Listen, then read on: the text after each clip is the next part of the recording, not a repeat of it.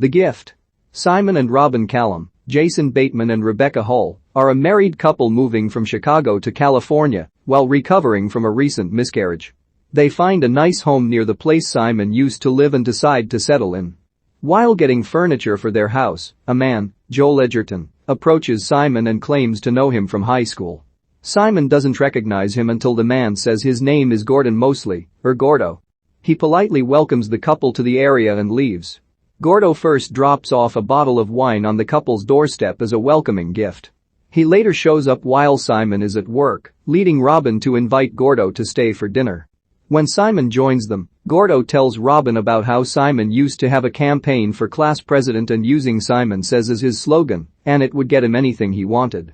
A little too drunk from wine, Gordo makes a comment that Simon says applies to all the nice things Simon has in his life: great home, beautiful wife, nice job, etc., which makes the couple a bit uncomfortable.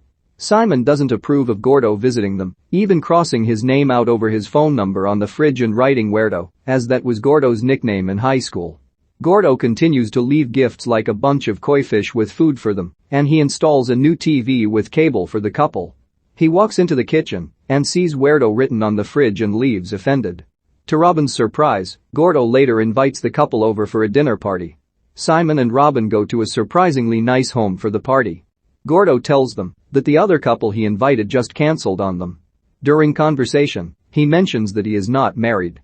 Gordo then gets a phone call which he claims is from work, and he leaves Simon and Robin home alone. Simon then starts making rude comments about Gordo, saying that he has a crush on Robin and wants to do perverted things to her. Simon then suggests they go exploring the house. They find a bedroom with women's clothing, as well as what appears to be a child's bedroom. They hear Gordo's car returning, and they run back to the living room. When Gordo comes back inside, Simon asks him what he does for work. Gordo admits that he lied and that he took a call from his ex-wife and admitted that it was a heated conversation. Robin leaves the room and Simon straight up tells Gordo that he doesn't want him visiting them anymore. The next morning, Robin thinks she hears noises while home alone. She goes outside and discovers that the koi fish are dead and their dog, Mr. Bojangles, is nowhere to be found. Simon later goes back to Gordo's house, being greeted at the door by a woman whom he thinks is Gordo's wife. Turns out he doesn't actually live there. The Callums call the cops later and find out that the couple in the house did know Gordo since he worked for them at one point and must have kept a key to get inside while the couple was on vacation. Without sufficient evidence, the cops can't do more than question Gordo, and he would know who sent the authorities to him. Robin continues to feel like Gordo is watching her at home. She takes some prescription pills that she pinched from a friend of hers and later faints in the bedroom. She awakens to find herself lying on the bed. At night, Robin walks into the kitchen and thinks she hears a noise. A thump is heard at the door. It's Bojangles, safely returned home. Robin wakes Simon up and they talk in the kitchen as Simon mentions he was going to tell Robin that he got a promotion at work, but he found her passed out.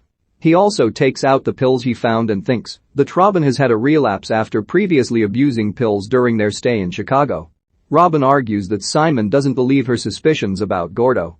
Simon just thinks that the man has had a negative influence on their lives and it would be best to forget about him and move on. Over the next few months, Robin becomes pregnant again. The couple lives on just fine until Robin is told that a man is watching her at work.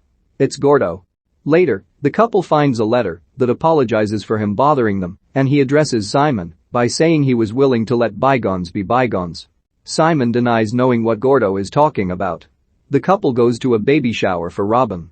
She later takes a walk with Simon's sister Joan, Katie Asselton. Robin asks her if she knew anything about Gordo. Joan says that it was reported that Simon and his friend Greg, David Denman, found Gordo in a car, being molested by an older student, and this made everyone think he was gay. Robin looks up Greg's name online and sees that he's a chiropractor. She makes an appointment to see him and starts to ask him about what happened between Simon and Gordo.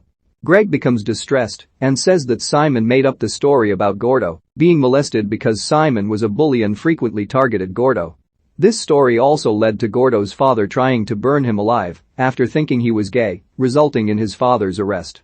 Robin goes to Simon's home office and sees two files in his desk, both of which are background checks, one for Gordo and one for a man named Danny McDonald, P.J. Byrne, a co-worker of Simon's, that lost his job after some bad information from his past was spread around.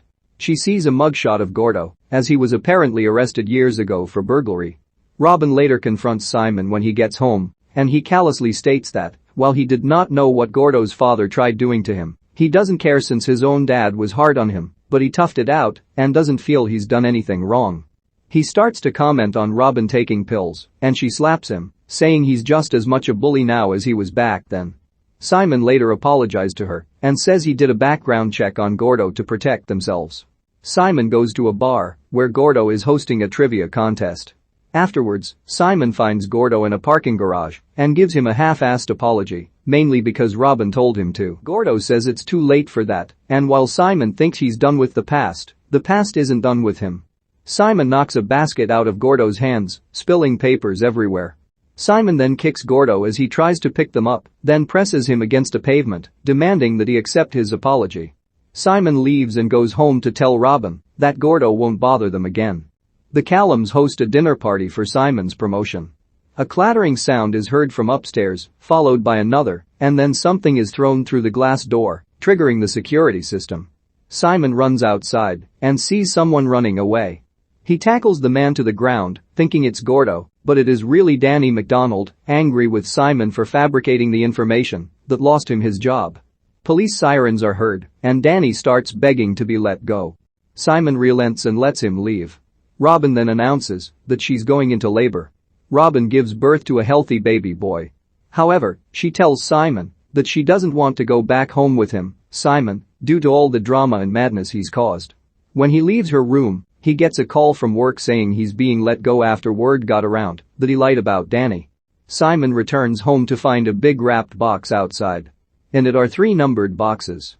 The first one contains a key to their house, showing how Gordo has been getting in and around their house. The second box has a tape that recorded Simon mocking Gordo when he left them to take his phone call. The third box contains a DVD of recorded footage showing Simon and Robin having dinner and sleeping. Then there's footage of Robin when she passed out, followed by Gordo wearing a monkey mask to spite Simon, since he has a phobia of monkeys, and pulling Robin onto the bed, stroking her and waving to the mirror. The footage cuts off, leaving Simon to think Gordo raped Robin. While he watches this, Gordo visits Robin in the hospital with flowers to congratulate her on her baby. He has a bruise on his face and his arm in a sling. Robin asks if Simon did it. Gordo simply states that people will get what they deserved and he exits. Simon rushes back to the hospital and finds Gordo getting into an elevator but fails to catch him. Simon runs out the hospital and gets a call from Gordo. He demands to know if Gordo really did what Simon thinks he did. Gordo says no, but then suggests maybe he did, and this is what happens when a bad idea is put into someone's head. Simon goes to find the baby to get a better look at his eyes. It still doesn't let him know whether or not he is his child or Gordo's. Robin holds the baby and looks at Simon with displeasure. Simon slumps against a wall and quietly weeps, knowing his whole life is now ruined. Gordo briefly watches Simon before leaving and removing the sling from his arm.